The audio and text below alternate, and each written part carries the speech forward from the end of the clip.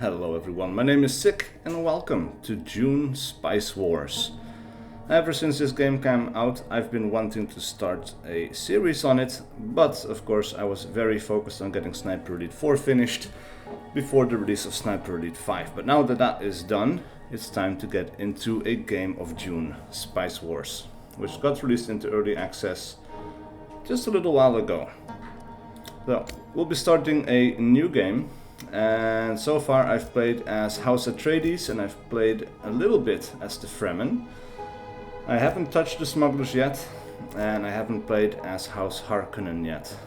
I don't necessarily enjoy the lore and background and stuff of House Harkonnen, so I'm not going to be playing as them today. The smugglers also I don't really particularly like, so I think we're just going to be playing as House Atreides again. And they get some faction bonuses. They can use the peaceful annexation on neutral or hostile locations, like different villages around the map, which we cannot pillage. You can pillage normally these villages for money and things like that, but we cannot do that because we are very concerned with honor, but we can peacefully annexate them. So that is kind of nice because we don't need to send an army over there to take it. Takes a long time, but you can cross you can ignore big deserts that would normally kill your troops, for example, and just get a province on the other side. Of course, there is a cost to authority, which you do need to annex. So authority is something we need to invest in. Further on, we have hegemony, which is a resource which you build up over time, and there is a victory state connected to hegemony. But once you reach 5000 hegemony, there will be some special effects. So we will gain 10% Solari production, which is money. And well, under the effect of a negative resolution, we gain plus 10% unit power. So if the other factions vote on the Landsraad, the council, against us, like they want to make our troops more costly to build, they will be a bit more stronger. So that's kind of nice as well. And at 10k hegemony, you can ignore charter's prerequisites except for the necessary Landsraad standing. So I've not become too familiar with the charter's prerequisites, but I'm assuming it's nice, you know, like we just need to have a good standing with the Landsraad, and then we can just basically push through other things that normally we would have to do some more things for. So that's cool. Meanwhile, we have 4 councillors to choose from, and each councillor comes with benefits. So we have Lady Jessica, allows you to impose any treaty upon other factions for 50 influence. They will need 100 authority to refuse. It starts with the non-aggression pact treaty unlocked. Now, this could be interesting. If someone wants to fight you over something, you can impose the non-aggression pact on them, so they basically are not allowed to attack you. But of course they could still overrule that if they have 100 authority. We have Duncan, Idaho. All relation gains with sieges are increased by 100%, and it is a cost of minus 10% authority to annex a village. Now that is kind of nice. So authority is limited, you need to build it up. So I think we're going to be taking Duncan, Idaho here. Then we have Tufir Havat. Your agents have 1 additional trade, and your villages gain plus 20% resource production for 2 days when the region is targeted by 1 or more operations. That's pretty nice. The additional trades can be very useful, and of course the extra resource production is kind of nice as well, because there is a agent operation that people can do for the spy system, where they basically steal 50% of your money production, 50% of stone production, or plasteel production I think it's called, and 50% of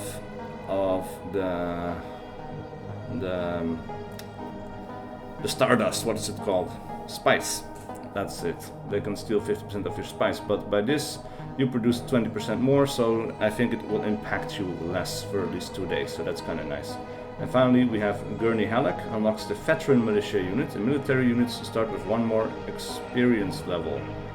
That's kind of nice. I think I'll take him for defense purposes. So we'll do Duncan, Idaho, and we'll take Gurney Halleck. Now, this game is pretty much like a real-time 4X Lite. It's kind of interesting, and it's made by the developers of Frost...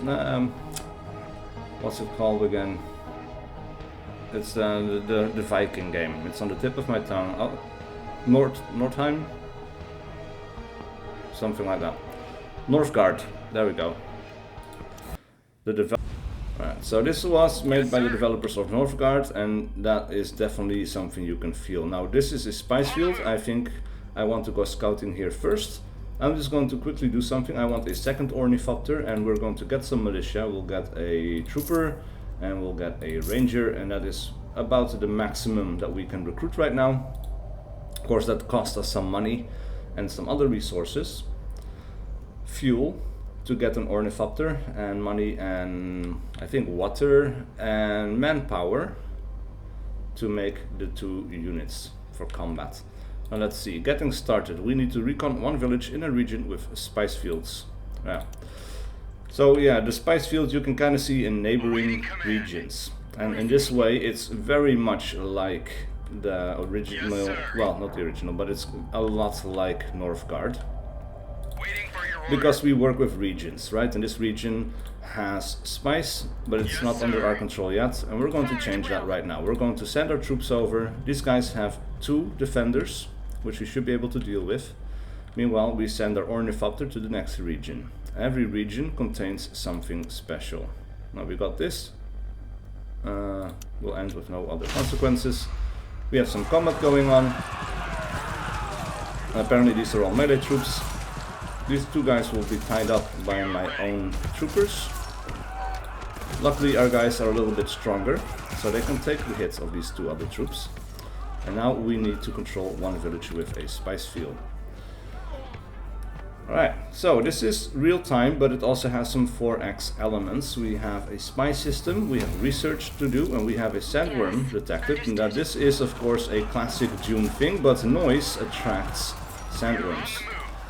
Now, when you're out in the fields here, they will be impacted by the sound. But if you get onto this hard rock, basically you're safe from the sandworms. But you can see the sand being disturbed. If we just stay out here, the sandworm is going to come up and it is just going to wreck our troops. It's just going to eat them and they're just going to get destroyed.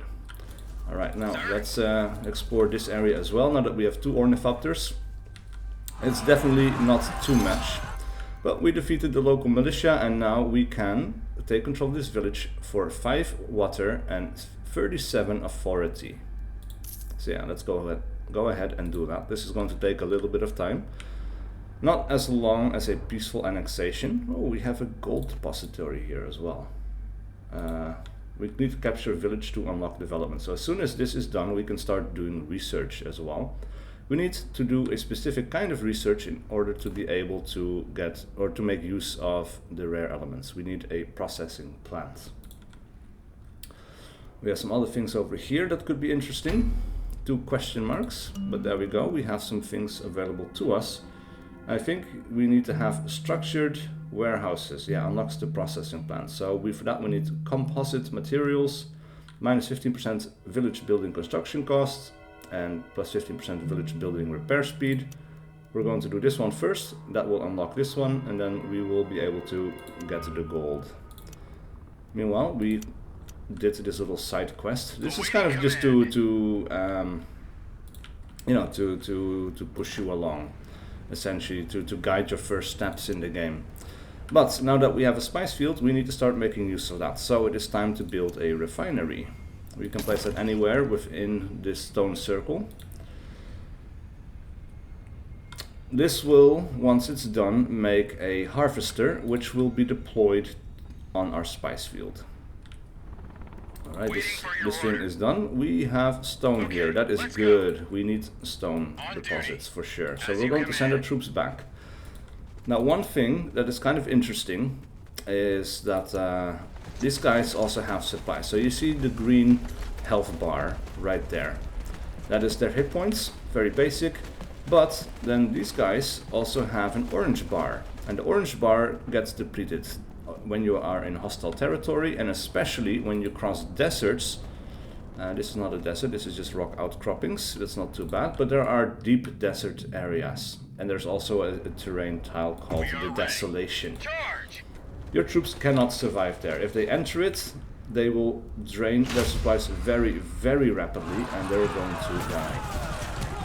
Now, on top of that, we also have experience, which is these 2 lines over here. These guys are level 2 troops and rangers, respectively. Now, because we are very close to our citadel, the citadel also joins the fight here and helps us out by bombarding troops within its range. So that's kind of nice. Alright, this thing is done. We can go on. We have another minerals deposit over here. Very, very useful, but of course there is this territory in the way. We need to capture this and then we can capture that.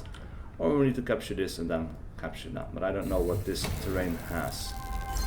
Yeah, these guys definitely need to get off. The sandworms get very attracted very quickly, which is kind of interesting. Okay. Something to keep managing. Now this thing is almost done. We have a thing that we need to keep in mind, because we need to pay a certain amount of spice every month, or every so many days. Right now we're not making any, but we have a stockpile and we have an export of spice. So the stockpile is basically like the Imperial tax. We can deploy him. Basically he's going to get picked up by this dropship. He's going to move him out to the spice field and then he's going to start gathering spice for us. Now of course that is a noisy action and that will attract sandworms. So we need to keep an eye on that. Meanwhile we have run it under our control. We also have we can investigate this, but in order to do that we need an agent to Arrakis infiltration, but as a reward we can get economic development. A random accessible development gets advanced by 2 days in research time. If not, we can send an ornithopter, we will get spice for it. Right, this thing is going. We can also improve the harvester's resource gathering rates by adding crew for 50 manpower. Now we have enough and we're making more, so I think we want to do that so that we can actually get some more. We are now getting spice. We're getting 25 spice overall, and we are stockpiling plus 18 and sending plus 15 over to Chom, which is giving us money in return. Meanwhile though, we need to build a plascrete factory here. If you build a plascrete factory in an area with minerals, you will get more. You can also build it in other terrains, other territories, but it is not going to be very effective, or not as effective as when you build it in a territory that has minerals. Meanwhile, we have an unassigned agents. We have Tinnis, or Tinnis. Plascrete global production is increased by 1% per infiltration level. Now, I want to get that this one thing, and I find it pretty useful to put these spies in Arrakis first. Arrakis infiltration basically allows us to understand the planet more, the towns scattered around the place more. We can also assign them to enemy factions, of which there are 3. We can also assign them to Spacing Guild, Chom, and the Landsraad, and basically wherever you put them, they give you different benefits. But authority is very important to take over territories. Intel is very useful as well, and the Arrakis infiltration production goes up by plus 10, and we have plus 20% siege detection speed, which is nice. We can also put them on counterintelligence to stop other agents, but the sieges are basically neutral, or not neutral, they're kind of aggressive outposts of people that will come and raid our territories every once in a while if we don't do something to stop it. At your service, sir. Alright, meanwhile, we're going to go over into combat right there. We also have finished that little quest, and almost we have enough stockpile. Now we have enough stockpiles to pay the Imperial tax, which is coming in about 7 days. So that's quite useful. We need to get more water as well, and the way we get water is actually by going to one of our territories. So we have, of course, limited building space. We need to build a wind trap. What's interesting there is it provides plus 3 water for each level of wind in the region. So we have a wind strength of 4 here. That would mean it produces 12 water in this region. The Selago Depression also has a wind strength of 4. This one has a wind strength of 4. That is not great. This one has 5. It's a little bit better. This one is 6. So this would be an ideal place to actually start getting our... Oh wow. Oh crap. They're out of supplies. I did not realize. Let's run back because they're going to die from not having supplies. That is pretty bad. Waiting for your order. Alright, this guy is done. Meanwhile, we should also activate the investigation of these remains. Right, so we're a little bit low on water. I'd like to grab one of these territories so we can produce more. Maybe we should actually focus on that. Now, we can get health back and supplies back when we are within range of one of these towns. It can also be a foreign town. Meanwhile, structured warehouses is done, so that's good. Next up, I think we want to work on the intelligence network. We can get more in salary and other things, but one of the things I really want is the 100% recruitment speed of agents. So we'll go intelligence network first, get 100 more influence, 100% more salary for Chom infiltration, the other for Landsraad infiltration, and then we have extra speed for getting recruits, because the spies get slower in production over time. So that's something that would be very useful to have. Ooh, we've got a raid coming in. Alright. So there's a siege over here in that direction somewhere that we need to keep an eye on. Every once in a while they're just going to be sending out these raids, and unfortunately there is no convenient desert here to stop them. Alright, they're going over here. Luckily we have Arakin over here helping us out with artillery bombardments. And we'll send the troops in. We can also put militia in these towns that will not be able to go anywhere else for combat, but they will defend their local province, essentially. Alright, so now that we should probably focus on getting water. So what we're going to do is we're going to send our troops over here. We're going to get this territory first, and then we're going back, we're going to grab Kafir. That will be the best way to do it, because we need more water, right? Meanwhile, we also need to keep an eye on plascrete production, because every building you make has an upkeep in plascrete. And that's kind of tricky, because, yeah, if you don't keep an eye on this, it's very easy to run out. Right now we're doing quite well, but it's very, very easy to not do well with this. Meanwhile, we could build another building over here as well, and I think we want to do that. We have a maintenance center. It's not the best location for that because, well, it has minus 30% building salary and plascrete upkeep in allied villages in the region and its neighbors. That's very nice. But you really want it to have like in a central location. So this would be pretty good, because then you have all of these territories around it. And that would be much, much better. Now let's see, we want manpower production or intel. Salary production or intel, and influence. I think influence here would be very good, because influence, every once in a while we get to go voting on things that affect other factions or all factions all at once. With order. Oh, that's 3 guys. I did not pay attention to the number there. Luckily we have level 2 troops, so they should be able to more or less deal with it. Now I think we also get an attack benefit if all of our troops attack the same person. There's like a statistical increase. Let's see, we also want to explore this territory that is on our left. We're not going to be able to deal with this.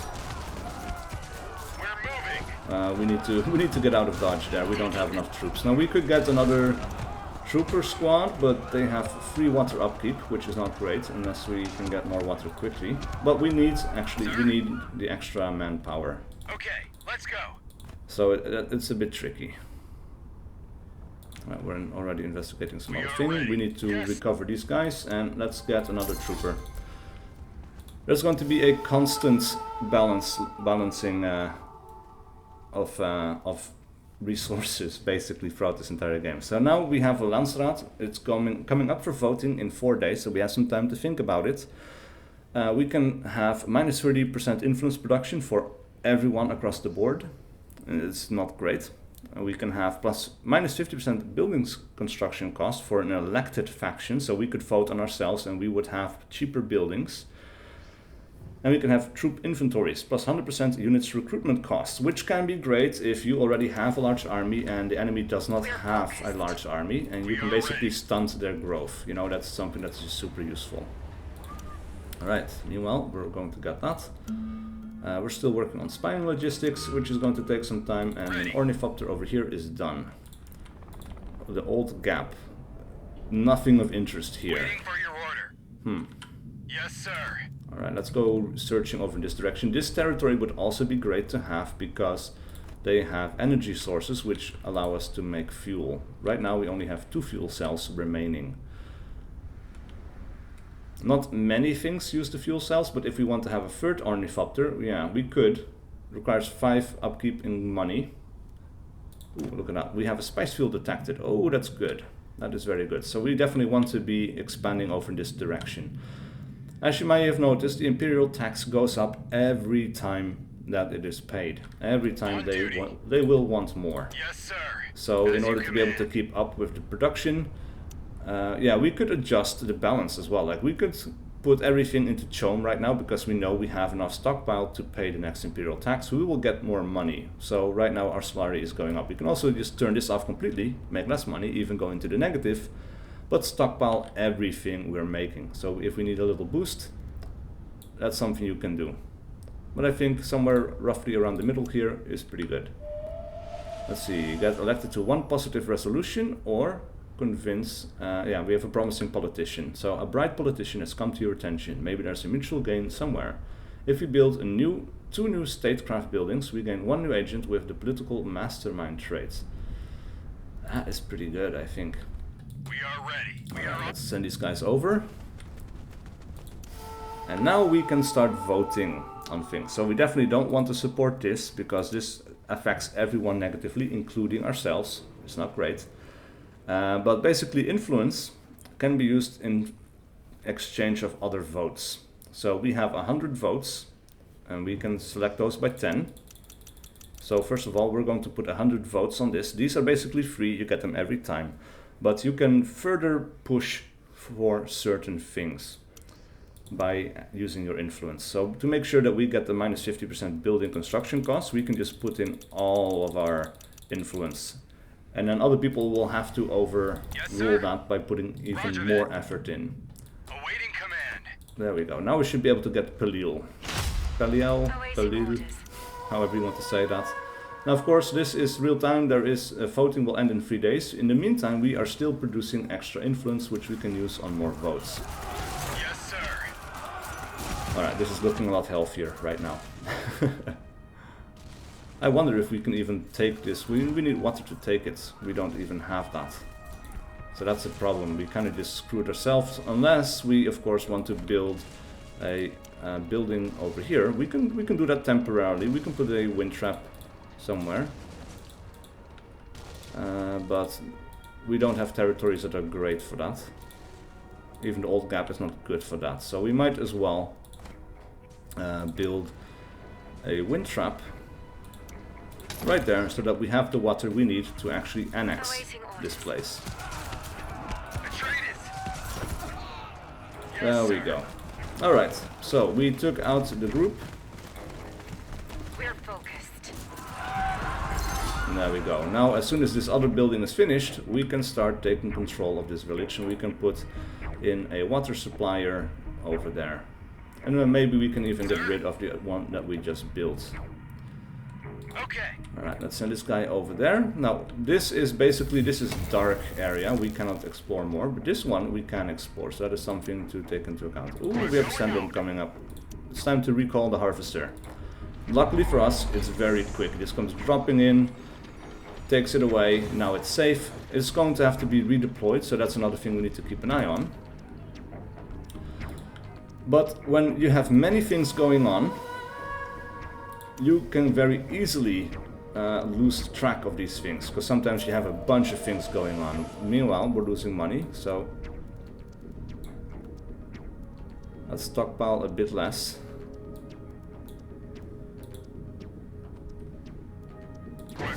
Alright, and this is actually pretty quick cooldown time. We can deploy it again. We have no stockpile coming in, no production at all, so that affects us quite a bit. We can get... we got elected. We also have this. Let's see, local dialect studies, minus 15% authority cost to annex a village. This is also very useful, so that is what we're going for next. We have a communication request. The Fremen. Vital resources are scarce on Arrakis. How can your people find what they need when the narrowness of your territory forces them to stay in one place? Yeah. Right, we have our water done. We can take control of this village. So far, so good. We haven't encountered any enemy factions yet. Though apparently, she has seen us. We just haven't seen her yet. Oh, look at that. We have a House Harkonnen chopper over here. Alright, so he's probably around this area somewhere. We don't have a lot of... we can actually, now that we have this, we can move on to Dam Alfir. And we can take control of that. That will be super useful. Actually... Oh, this is dark area. Never mind, okay. Right, we have an unassigned agent. Let's see. Produces 20% more of every resource but infiltration. It's manpower production, intel production, Solari production. I think this one will be pretty good at Chone. So we'll put him there and we get some infiltration levels over time. So right now we have a level 1 infiltration. Excuse me. On Arrakis. Also on the Landsraad. And what this also does is it allows us to get these missions for which we need intel. But once we have that, we can start doing different things. For example, we have ghost markets. We need 200 intel for that. And we need a level 1 standing in Chone, as well as the Landsraad. And once we have those infiltration levels here, we can choose to do ghost markets, which we can then put on someone else's territory, and we will get a huge part of their money. Alright, we have another thing here. Let's choose to do this. Takes about 4 minutes. This thing is back on gathering duties. Let's stockpile a little bit more and make a little bit less money. The money is not as important as all the other resources like the plascrete, the manpower. Oh, we need manpower. Let us actually make a recruitment office right here, which provides +4 manpower production. Ready. That is not great. Agreed. It's time to run back our troops. Hopefully, it's not going to be an instant. Oh, there's another spice field over here. That's good. It's going to take them some time to be able to run it, and of course we have Arakin helping out, so we might not even need to send all 3 of our guys over, but we're going to do it anyway. After this, it might be worthwhile to invest in some militia, but we cannot do that once we have enemy troops in our territory. So these guys just need to run, and this is going to be a problem later on because our territory is going to grow. As you can see, we cannot actually have that many military units. So we need to have some militia to keep people at bay for a little while. They even attack Arakin itself. That is pretty ballsy. They're not going to get away with that for sure.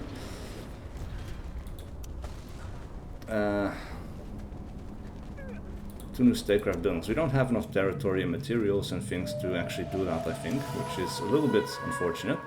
Meanwhile, new votes are coming up in 6 days. Imperial Propaganda, this is very good, plus 30% authority production for the elected faction. Minus 50% units recruitment cost, also very good. Military service for an elected faction, or water regulation, 30% water upkeep for everyone. That sounds inherently bad, but of course you need to keep in mind that you might actually have more than enough water. And you might know that someone else does not have more than enough water. So you can do that. Pay the cost for yourself with no problems and just screw over someone else. Which is just very, very nice. Alright, let's send these guys back over. Let's actually see. I don't think they can move over here. They need to be roughly around there, and then they can move in. Construction complete. Development has been completed as well. What else? Local hubs plus 0.2 knowledge per controlled village and plus 20% resource production in villages with exactly one building. That is okay, we'll take that. Actually, we might want to go for money after, but spice is super important. And I think to be really comfortable, we want to have at least 4 provinces with spice production. If we don't have that, oh, there's 4 troops in this one. Alright, actually let's go for Kafir first so we can get some extra money coming in, since we did the research for that anyway. I don't think we're going to be making this in 2 days, so we'll just grab that one instead.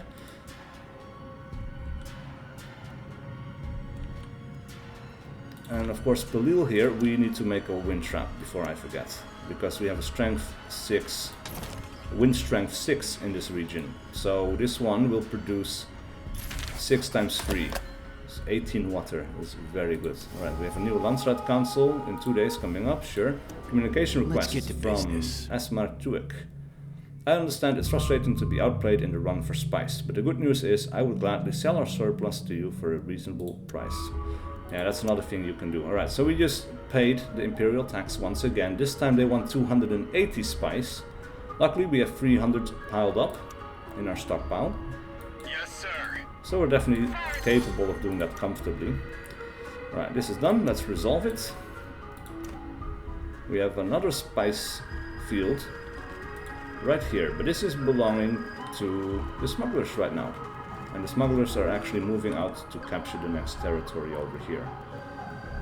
Interesting, right? So they're getting close. We have the deep desert in between us. Oh, I didn't even notice this was a deep desert here, but this is one of those areas you cannot move through without losing a ton of supply, like 300% daily supply drain. It goes very, very quickly. Meanwhile, the siege is going on, but it's 3 of our guys of level 2 against 2 guys of the village, so I'm not concerned.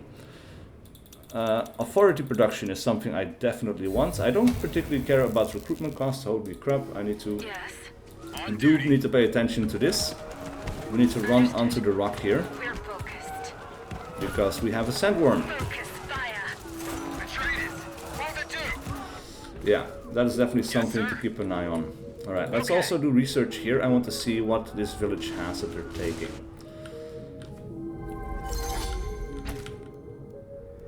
Alright, let's grab this territory. The sandworm is still there, that's okay. We've got construction completed in Pelil. Landsraad, we need to continue. I don't particularly care too much about this. I think the extra authority production is actually much better. I can still pay for regular troops, so it's fine. Like, I just want to make sure that I have the authority production, because authority allows us to take control of villages along with water. And of course these also get more expensive over time. Right, now that Kafir is ours, we can build a processing plant here for plus 30 Solari production. So we'll build that right there, and we can take our guys out. This region is not very susceptible to control or attacks from neighboring sieges, so that's pretty good. Meanwhile, we have Valander, a psychologist, produces 20% more intel. Alright, so intel production plus 5, smugglers infiltration production plus 10. I don't know exactly what this does, except that we get more information on these guys. So the spacing guild and other things might actually be a little better. I think we're just going to put him in the spacing guild for now, so that we can get level 1 on at least every one of these. Now, you would need a second agent in one of these places to actually grow to level 2. Because right now we have a plus 10 infiltration from our agent, but also there's infiltration resistance of minus 10, so they cancel each other out, making us neutral in this case. Right, our Ornithopter is done. On vector. Let's send him over there. And let's see what else would be useful. Yeah, we were definitely working up to creating or holding this area. And I think, yeah, we're going to get an extra ranger. Now we'll have 4 troops. Yes, sir. And we'll go get this other spice field. That's extremely, extremely important. Right, our Landsraad standing, meanwhile, is also something to keep an eye on. We have 0 days, So this is going to be passing through. We have a trade request from House Harkonnen. Let's see what they want. They want 760 plascrete and 98 influence. That is almost half our influence, which has now become impossible because we just pushed through the Landsraad in exchange for spice, Solari and intel. It's not too bad of a deal, but I can't accept it. We'll decline it. Hegemony threshold reached. So we just got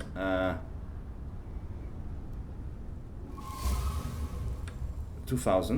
Let's see, sandstorm detected. This is something to keep an eye on as well, because it will destroy everything, all the units that are caught within it. We're focused. Alright, so there's a couple of things going on right now, and it's kind of distracting. What were we looking at? We were looking at the Landsraad standing, yeah, one of those things. Basically, yeah, the hegemony, oh, that's what we were looking at. Hegemony, like I said, is like a reflection of the faction's overall power over Dune. Some thresholds will unlock new abilities and ultimately allow you to win the game. Now, what this actually allows you to do at 2000 is you can start building upgrades in your capital city. So we need a ton of money in order to be able to do that, as well as plascretes and other things, but these will provide you with a lot of benefits. So that's something to keep in mind. We want to start making some more money, which we will be able to do once we have this extra territory under our control. Let's see, help spread culture, take control of 2 new villages, or have 1,000 Solari. Then we will lose 1,000 Solari, gain 200 hegemony, or if we take control of new villages, we will just get 200 hegemony and lose no money. We need to take control of 2 new villages. It's not too hard. We have enough troops. Actually, let's do some research over here. Our troops are almost at the border, so we can start taking this territory. And things are going pretty well. Manpower is, we are keeping up with the manpower pretty well. We need fuel cells though.